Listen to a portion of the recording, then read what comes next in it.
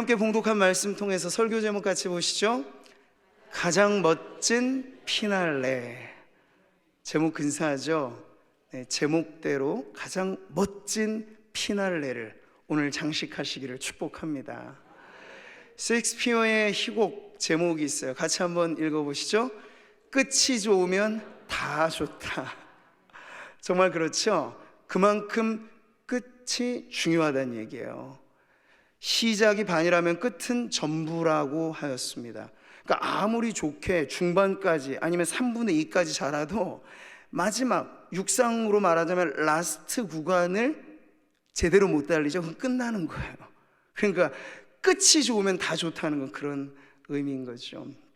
근데 이게 생각만큼 쉽지가 않습니다. 내일 딱 맞춰서 1월 1일을 맞이하면서 2023년 난 망치게 살 거야 결심하시는 분 계세요? 난 2024년 살아보지 않아도 나는 꽝이야. 아니 그걸 결심하고 소원하는 사람은 온전한 정신으로는 없을 겁니다. 다 1월 1일은 희망차요. 1월 1일은 소망이 충만합니다. 모두가 다 포부를 갖고 시작합니다. 근데 오늘 2023년을 마무리하는 이날 돌아보시면 어때요? 어떤 것은 잘한 것도 있지만 어떤 부분은 나 왜 이렇게 흐지부지 돼 있지? 연간 시작하면서 나 하나님 앞에 기도를 결심하고 새벽을 깨우리라. 작년에도 연말 연초 특세 그렇게나 길게 하면서 매새 나는 헌신하리라 했는데 제가 중간 정도 와다 보니까 다시 제자리. 그래서 또 결심하시라고 연말 연초 특세가 지금 있는 거예요. 다시 시작하시라고. 뭐 이것 하나겠습니까? 성경 읽기를 목표로 했는데 레위기에서 중단되거나 어디서 실종되거나 하는 흐지부지한 그런 계획들이 우리에겐 수두룩하죠. 근데 어쩌겠습니까? 이거 뭐 컴퓨터 딜리트 키로 눌러가지고 삭제해서 내 인생의 흑역사로 안 남기리라. 안 남겨져요? 과거로 흘러간 세월은 우리가 지우개로 지울 수가 없어요. 그러니까 이거 가지고 또 너무 연연해하고 미련을 갖는다고 돌아오지 않아요. 그럼 어떻게 해야 되죠? 반성의 기회로 삼아야 되죠. 하나님 앞에서 그러니까 예배하면서 갖는 마음이 진심이에요. 그게 정답이고요. 근데 예배당 밖으로 나가게 되면 타협거리들이 많잖아요. 금방 속삭이는 소리가 들려요. 야, 너 말씀대로 살 수 있을 것 같아? 그거 안 될걸? 그러면서 우리 안에 타협한 A, 타협한 B 막 이렇게 되면서 헷갈릴 뿐이에요. 근데 다시 제자리로 딱 하나님 앞에 서면 가지런해지잖아요. 아, 내가 살아갈 본분은 이것이지. 남는 인생의 장사가 뭐겠어? 하나님 앞에 바로 서는 거지. 그러면 예배할 때 오늘도 갖게 해주시는 그 마음 붙잡으시면 과거의 발목 붙잡히지 않고 하나님의 말씀은 모든 것을 새롭게 합니다. 하나님의 말씀으로 모든 것이 거룩해집니다. 그 말씀의 자리에서 다시 새로운 출발을 하게 되는 우리 성도님들 되시기를 축복합니다. 그러시라고 오늘 가장 멋진 피날레를 함께 장식하자는 거예요. 그래야 매듭을 잘 지어야 새로운 출발이 있습니다. 매듭이 제대로 안 맺어지면요 이것도 저것도 아닌 것이니까 오늘을 우리가 다 지나보내기 전에 하나님 앞에 멋진 피날레를 장식하려고 오늘 우리가 함께 살펴본 말씀이 바로 고린도 후서의 피날레를 장식하는 구절이에요. 이 마지막 장, 마지막 구절들을 보면서 우리가 세 가지로 가장 멋진 피날레를 살펴볼 건데요. 첫 번째, 가장 멋진 피날레 뭐죠? 권면입니다. 여러분, 권면이란 무엇입니까? 알아듣기 쉽게 말하고 격려해주고 그래서 용기를 북돋아주는 것을 권면이라고 합니다. 지금 바울의 이 마지막 중요한 피날레를 장식하는 구절들 중에 앞머리에 나와 있는 것, 이게 11절 앞부분이죠. 같이 봅니다. 마지막으로 말하노니 형제들아 기뻐하라. 온전하게 되며 위로를 받으며 마음을 같이하며 평안할지어다. 아멘.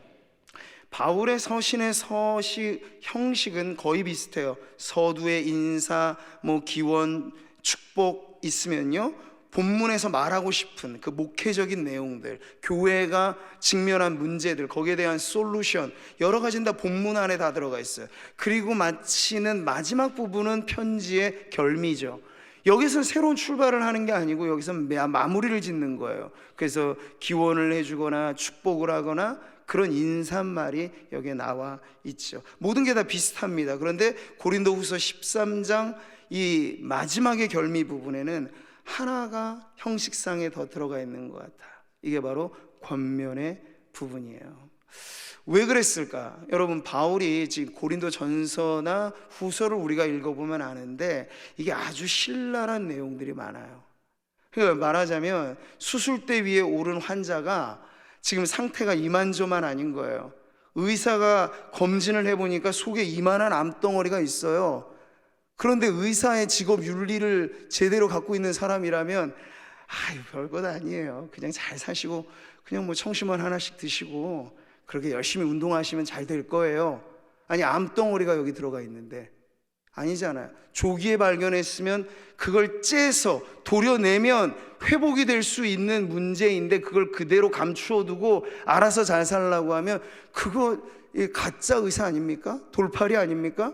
근데 마찬가지죠. 목회자로서 바울이 서신을 쓸 때는 우리가 그 안에 들어가면 신랄한 내용들이 많아요. 근데 그걸 보고 성도들이 막 울며 불며도 하는 거예요. 가슴 아파하는 거예요. 아니, 죄를 지적하는데 그거 뜨끔거리지 않으면 그게 이상한 거죠. 근데 뜨끔뜨끔하다 못해 정말 펑 얻어맞는 듯한 말씀들이 본문에는 엄청 많아요. 근데 그 모든 것들을 다 마무리하고 바울이 지금 다시 목회자의 따스한 마음으로 마지막 권면을 지금 해주고 있는 내용을 우리가 잘 이해해 볼 필요가 있는 것이죠. 여러분, 정직한 의사라면 진단한 대로의 검진을 환자에게 그 병을 알려줄 의무가 있습니다. 그 의무에 맞춰서 자신의 최선을 다해 한번 고쳐보겠다는 노력을 해야 합니다. 목회자는 영혼을 다루는 의사라고들 합니다. 그랬을 때 저는 성도들의 외적인 건강보다는 영적인 건강에 관심을 두고 살펴보죠. 근데 영적인 건강에서 가장 치명적인 질병은 죄 문제가 아니고 무엇이겠습니까? 근데 그 죄 문제가 있을 때 덮어두고 그냥 제가 덕담 한마디 더 해준다고 죄 문제가 해결돼요? 아닙니다. 그렇다고 제가 인간적인 무슨 권위를 가지고 충고합니까? 그것도 못할 일이죠. 그래서 목회자가 할 수 있는 최선은 하나님의 말씀을 가감없이 전하는 거예요. 그러면 나중에 말씀이 알아서 합니다. 말씀이 권고하고 말씀이 견책하고 말씀이 때로는 징계하기도 하죠. 그 목적을 근데 아셔야 돼요. 죽으라는 것입니까? 아니요, 살라는 얘기예요. 다시 살아나라고, 더 늦기 전에 회개하여서 본분을 되찾으라고. 하나님의 말씀이 그렇게 때로는 가슴을 찌르는 비수처럼 파고들 때가 있어요. 그럴 때 오해하지 마세요. 야, 목사님 나 들으라고 저 얘기하네. 저는 누구 들으라고 말한 적 한 번도 없습니다. 이 말씀이 하나님의 말씀이기 때문에 선포하는 거야. 그러면 듣는 분들의 감수성, 듣는 분들의 영적인 상황에 다 다르게 적용이 되겠죠. 그럴 때 뜨끔거리는 게 은혜인 줄 믿으시기 바라요. 아, 이때 하나님이 나보고 요 문제를 고치라는 말씀이구나. 그거 계속 가져가면 병되니까 도려내라고 말씀하시는 거구나 하여 그 말씀을 붙잡고 기도하는 자리로 나아가면 그게 은혜요 축복이요 복이 되는 줄 믿습니다. 하나님의 자식들이기 때문에 이런 말씀을 하나님께서 하시는 거예요. 너의 자식한테 우리가 무슨 충고를 합니까? 이웃집 아이가 비행 청소년이라고 해서 제가 뭐 두들겨 팰 수나 있겠어요? 안 되잖아요. 그거는 우리 집 자식. 근데 바꿔서 우리 집 아이가 일찍부터 막 그렇게 탈선하고 다닌다. 너 알아서 살아. 네 인생 내 인생 다 다른 인생이니까. 그건 제대로 된 부모가 아니겠죠.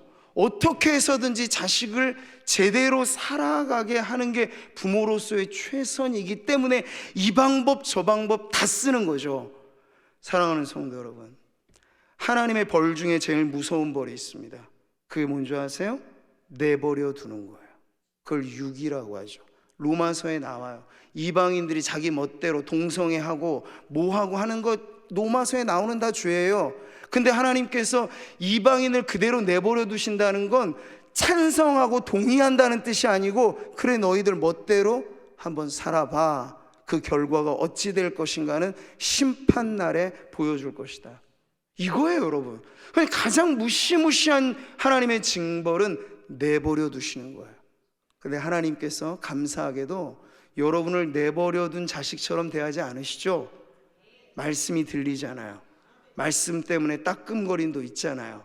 아, 하나님이 오늘도 나에게 다가오시는구나, 내 아버지로. 그래서 성경은 말씀합니다. 사랑하시는 자를 징계하신다고.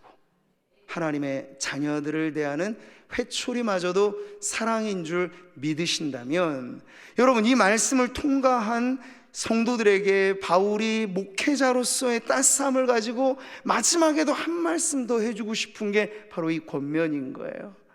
힘들어서 질병 치레하고 그렇게 다시 회복기에 있는 누군가를 대할 때 어떤 마음이 들겠어요? 치근한 마음이 들고 잘 살아보라고 격려해 주고 싶은 마음이 들겠죠. 지금 바울의 심정에는 그게 들어가 있는 겁니다. 그래서 성도들을 한 번 더 응원하면서 이제 말씀대로 우리가 더 한번 회복해서 살아봅시다, 그러면서 해주는 말, 사랑하는 성도님, 기뻐하십시오. 이 기쁨이 권면이 되는 거예요. 위로가 되고 격려가 되는 거예요. 사랑하는 성도요, 위로를 받으십시오. 위로자 되신 하나님의 은혜 안에서 말이죠. 이 세상이 얼마나 불안하고 불확실합니까? 그 속에서 우리가 살아간다는 것 자체가 참 고행 같은 그러한 삶을 살아가는 성도들이잖아요. 그런 성도들에게 오늘 마지막 날, 마지막 주일, 이 마지막 말씀은 그런 성도들에게 전하는 하나님의 권면. 사랑하는 성도들이여, 평안하십시오. 네, 우리 2부 예배 때 러시아 선교사님, 협력 선교사님 오셔서 인사도 하셨는데, 같은 시간, 동시간대 지금 만약 우리가 우크라이나에 살아가는 사람들이라면 여러분, 전혀 다른 세상을 우리는 경험하게 될 거예요. 그렇지 않습니까? 근데 우리가 평안한 중에 지금 예배를 드린다는 건 우리가 고백하지 못해서일 뿐이지 이건 대단한 은혜입니다. 평안한 중에. 그러니까 뭐 정부며 일꾼이며 뭐 할 때 불만들은 다 있으시죠. 이거 잘하는 거 저거 못하는 거 누구나 다 있으니까. 그런데 이 나라의 기능이 기본의 안보와 질서를 보장해줘서 성도들이 이 안에 평안한 중에 예배를 드릴 수 있는 것만으로도 우리는 감사할 이유가 있는 것입니다. 사랑하는 성도 여러분, 평화를 주시잖아요. 이 국가가 보장해주는 이 평화, 이 안에서 다시 한번 우리가 새날을 꿈꾸고 감사하는 마음으로 가장 멋진 피날레, 그 권면을 받으시기를 축복합니다. 자, 두 번째는요, 가장 멋진 피날레 무엇일까요? 교제, 바로 이것이죠. 여긴 두 가지 측면의 교제가 나옵니다. 11절, 12절 말씀을 같이 한번 읽어보시죠. 시작.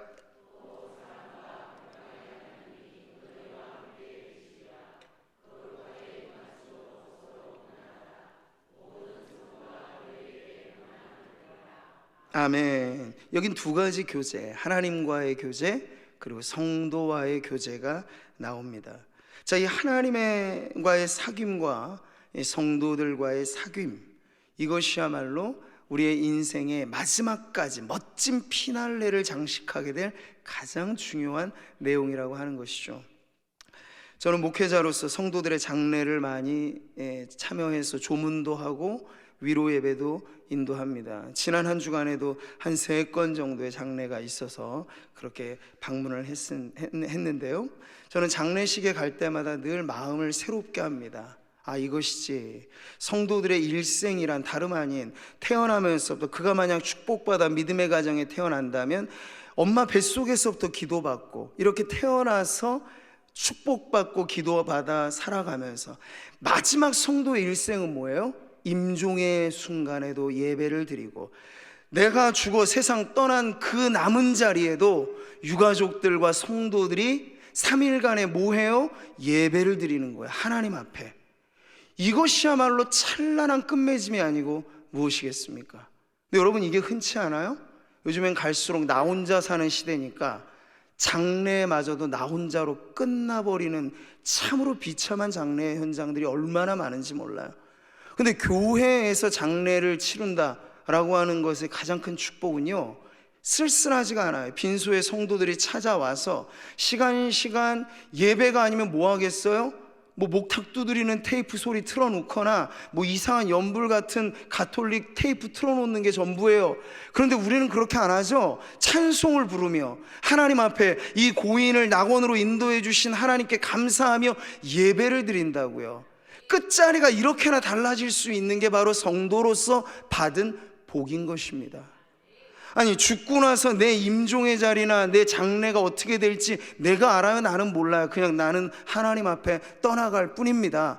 근데 남아있는 이 뒤처리를 해주는 것이 다른 어떤 것이 아니라 가장 고귀하고 영광스러운 예배로 입관을 드리고 예배하고, 발인의 자리에 예배하고, 하관의 자리에 예배하고, 예배로 그렇게 채워지는 이 마지막 끝맺음만큼 아름다운 끝맺음이 어디 있겠습니까? 근데 그게 가능한 게 뭐예요? 살아생전에 하나님과 교제했기 때문에 그렇죠. 살아생전에 교회 안에 소속된 성도이기 때문에 그런 은혜를 누리게 되는 것이에요. 죽음은 모든 것을 공평한 자리에 다시 놓습니다. 태어날 때 뭐 우리가 말하기는 무슨 수저 물고 태어났다고 하지만, 태어나는 애들 관찰해 보세요. 수저 없어요, 손에. 그냥 맨몸 가지고 태어나는 거예요. 근데 돌아가실 때 보면 공평하신 하나님이 그 손에 쥐고 있던 것 다 내려놓게 하시죠. 장례식장에 가면 고인을 기준으로 하면 남는 건 영정사진 한 장밖에 없습니다. 그 다음에는요, 나머지 그냥 유가족들이 알아서들 분배할 거 분배하고 나눌 거 나누는 거예요. 고인은 하나도 가져가는 게 없는 게 죽음의 자리예요. 자, 그 기준으로, 그래서 왜 고대인들이 라틴어 격언의 메멘토 모리를 그렇게 중요하게 가르쳤냐면, 살아있는 자여, 당신에게도 시시각각 죽음이 다가오니 메멘토 모리, 죽음을 기억하라 라고 하는 엄숙한 격언을 살아있는 사람들에게 준 것이죠.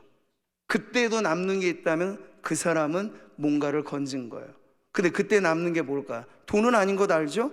건강은 죽었으니 끝이죠? 그 다음에 뭐? 관계가 우리 지택, 죽음의 요단강 건널 때 그 나루터까지는 서줄 수 있어요. 그 강을 건널 때는 누구도 못 가요. 한 분밖에는 그 배에 안 타 있어요. 내가 사망의 음침한 골짜기로 다닐지라도 해를 두려워하지 않을 것은 누가? 주께서 나와 함께 하심이라. 아멘. 그 하나님과의 사귐이 살아있는 동안에 있는 성도는 죽음의 요단강 건너갈 때 쓸쓸하지 않아요. 하나님께서 우리의 영혼을 무사히 낙원에 이르도록 인도해 주시기 때문이죠. 그러니 여러분 비교해 보십시오. 누가 내 주변에 가장 소중한 사람일까요? 살아있는 동안에 나 성공할 때는 내 주변에 많은 사람들이 있습니다. 근데 돈 떨어져 보세요. 그 줄도 다 끊어집니다. 건강 떨어져 보세요. 내 곁에 장병에는 효자도 없다고 해요. 떨어져 나갑니다. 그러나 우리가 병들었을 때나 가난했을 때나 언제든지 변함없이 처음부터도 조건이 없는 사랑이었기 때문에 함께 하시는 분이 계세요. 내 주 하나님, 그 크신 은혜를 여러분 무엇에 바꿀 수 있겠습니까? 그러니까 이게 남는 인생이에요. 네. 모든 게 다 사라져도 마지막에 남는 건, 결국에 남는 건 사람이고, 결국에 남는 건, 영원히 남는 건 하나님입니다. 그러니 정말 이 가치대로 우리가 소중히 여겨야 될 우선순위가 분명하죠? 마음을 다하고 뜻을 다해 내 하나님을 사랑하라. 둘째는 이것이 내 이웃을 내 몸과 같이 사랑하라. 이게 율법과 선지자의 강령이라고 말씀을 하셨어요. 다른 어떤 것보다도 우리는 이 관계를 소중히 여겨서 하나님과의 교제가 내 인생의 라스트 씬이 될 수 있게, 가장 멋진 피날레를 장식하는 건 내가 하나님과의 사귐을 끝까지 이어가면서 죽음에도 두려워하진 성도로서의 그러한 담대한 믿음을 가지고 살아가는 우리 성도들 되시기를 축복합니다. 그런 점에서 오늘 이 3부 예배에 내 옆에 앉아 계신 성도님들이 누구신가 한번 바라보시죠. 제가 1부 예배를 이렇게 딱 하니까 부부지간에 앉아 있는데 남편 되시는 집사님이 뚜렷이, 제가 시키지도 않았어요 이렇게, 내 옆에 있는 아내분을 쳐다보시더라고요. 그 눈빛이요. 내 조강지처가 여기 있어서 내가 이렇게 살지, 하나님 참 감사합니다 하는 그 눈빛, 그 눈빛으로 가족들을 보시고, 뭐 은퇴하고 일 안 하신다고 찬밥 주시지 마시고 한평생 다 먹여주고 입혀주고 하면서 얼마나 수고하셨어요 우리 남편 되시는 분들. 은퇴 이후에 기도 많이 좀 살려주시고 함께 해주십시오. 결국 마지막까지 손잡고 걸어가는 동반자는 강아지가 아니고 고양이가 아니고 좋으니 싫으니 해도 내 신랑 내 각시예요. 아멘이십니까? 내 자식들이에요. 아무리 야옹이 예뻐해도 10년 20년 지난 무지개 딸이 건너간다 그러잖아요. 그렇게 가슴 아파하면서 또 반려자를 왜 짐승으로 삼으세요? 그냥 예쁘게 키우시는 건 좋은데 사람이 있어야 될 그 동반과 반려의 자리에 짐승을 두지 마세요. 자식들, 부모 이렇게 가야지. 그 귀중한 많은 에너지들을 왜 무지개 딸이 건너보낼 걔네들을 하냐고요. 천국 가서 다시 만나요? 아니요, 여러분 착각하지 마세요. 천국에서 다시 만날 건 성도들이지 멍멍이 뽀삐 이런 애들이 아니에요.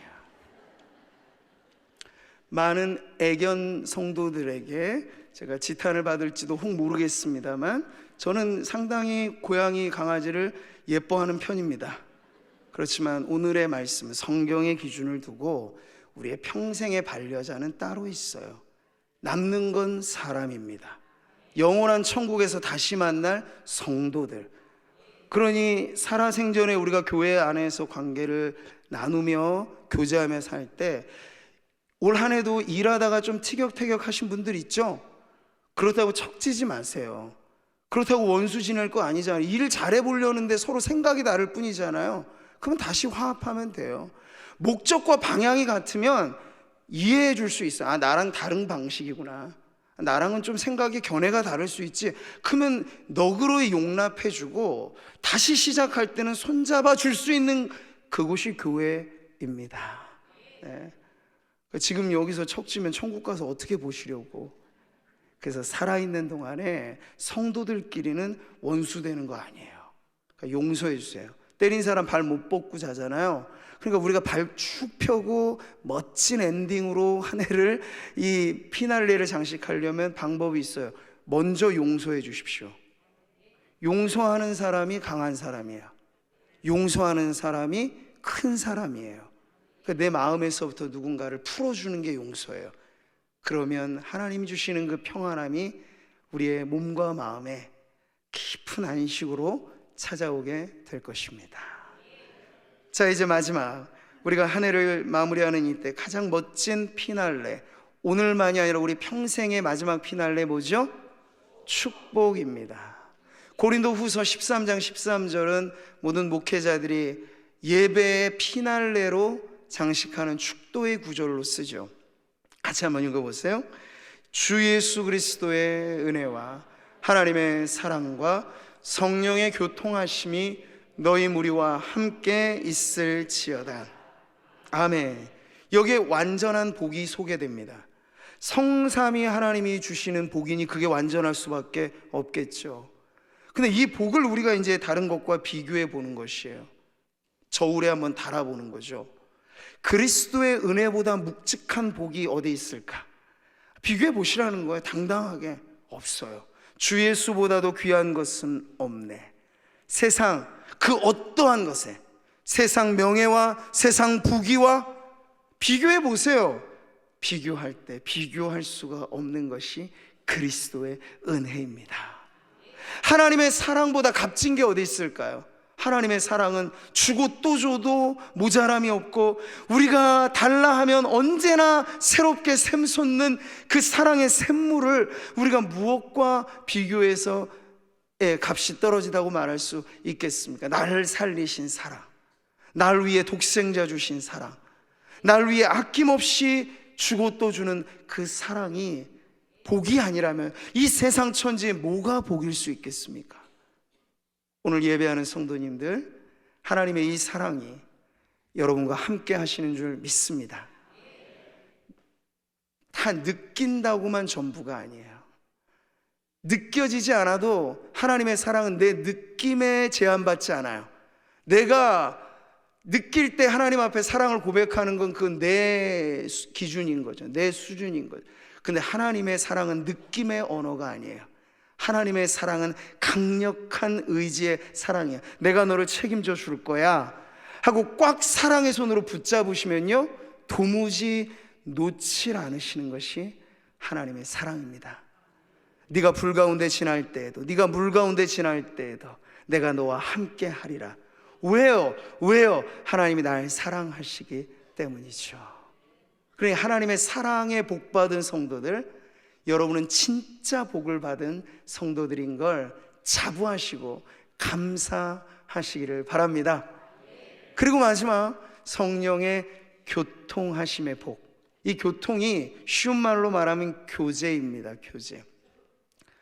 제가 어제 어느 집사님이요, 집사님이 알려주신 것도 아니에요. 지나가 보다가 카톡 대문 사진에 엄청난 뭐가 이게 있더라고요. 그래서 제가 유심히 보니까 표창장 있는데 그 밑에 대통령 윤석열, 대통령 표창을 받으셨더라고요. 아마 우리나라에서 이거 최고 가는 표창 아니겠습니까? 우리 성도에게 이와 같은 기념할 만한 축하할 일이 있으니까 제가 그거 딱 오려다가 대통령 표창장 받으신 거 축하합니다 하고 제가 축하의 인사를 전해드렸어요. 그러면서 제 마음이 부러웠게요, 안 부러웠게요? 축하는 해드렸지만 부럽지는 않아요. 왜냐하면 제가 생전가요 대통령 표창장 받을 일이 저하고는 사실은 좀 무관한 일이니까 축하는 하되 부러우는 건 없었는데, 그러면서 제가 한 가지 생각했죠. 우리 성도님들에게 이렇게 축하할 만한 일이 있다는 것도 참 감사한 일인데, 대통령의 혹은 무슨 시장의 누구의 유명인의 표창장을 혹 받지 않는다 하여도 우리 성도들에게는 이미 빛나는 표창장이 있지 않은가. 그 표창장의 이름에는 성부 하나님, 성자 예수님, 성령 하나님의 친필 사인이 새겨져 있어서 잘하였구나 착하고 충성된 종이여, 주님 나라 위하여 주님 몸된 교회를 위하여 한 해간 충성스럽게 살아온 모든 성도들에게 발부된 표창장 혹시 못 받으셨습니까? 발부가 됐는데요, 천국에서는. 받아보십시오. 그 빛나는 표창장이 무명한 듯 같으나 유명한 성도들로 살아가게 만드는 우리의 뿌듯한 보람이요 만족이요 기쁨이 될 줄 믿습니다. 성령의 사귐은 바로 이와 같은 은혜이죠. 여러분, 정말 우리 주변에 잘 나가는 누군가 하고 내가 친하다 그러면 가만히 있어도 좀 어깨가 으쓱하고 기회만 있으면 이거 말하고 싶은 게 우리 마음이잖아요. 그렇죠? 근데 이 세상에, 그러니까 제가 보니까 우리 성도님들 중에도 이렇게 대통령 표창 받으신 훌륭한 분들도 계신데, 아마 이 세상에서 제일 가는 유명 인사하고 어깨 동무하는 정도의 친구 있다, 그런 분들은 아직 제가 못 본 것 같아요. 그런 만약에 우리가 이 관계를 갖고 있다 그러면 얼마나 막 자랑하고 싶겠어요. 근데 성도 여러분, 우리에게 없어요? 그런 분이? 있으실 텐데요. 이 세상의 최고 가는 인싸보다 더 유명한 분이 계신데요. 10년 지나면 사그라드는 인기인보다 영원한 인기인이 계실 텐데요. 우리는 그분을 지저스 크라이스트 슈퍼스타라고도 부르기도 합니다. 이 자그마한 지구라고 하는 행성에서만 유명한 분이 아니고 이 드넓은 우주에서 아주 유명한 분을 여러분 가장 친하게 사귀고 있는 것입니다. 성령의 교통하심은 가벼운 얘기가 아니에요. 여러분 외로우십니까? 나 혼자 누가 나 알아주냐 이것 때문에 때로는 좌절을 느끼세요? 성령의 교통하심은 여러분이 골방에 혼자 있어 신음하듯 안타까워하는 그 순간에도, 저는 공간의 벽을 못 뚫잖아요. 저는 여기 있으면 또 다른 곳에 못 있어요. 그러나 우리 성령님은 무소부재하세요. 어디에도 성도가 있는 곳이라면 함께 계세요. 그 하나님과의 친함이 있고 그 하나님과의 사귐이 있고 그 하나님과의 교제가 있는 이것이야말로 최고 가는 복인 줄 믿습니다. 자, 오늘 이 세 가지, 오늘 마지막 이 한 해의 송년 예배 자리에서 멋진 피날레를 장식하는 이 권면의 말씀과 그리고 교제의 은혜와 성삼위 하나님이 그 이름으로 주시는 이 축복으로 말미암아 올 한 해 이 자리 예배하는 모든 성도님들의 피날레가 멋지게 장식되시기를 축복합니다.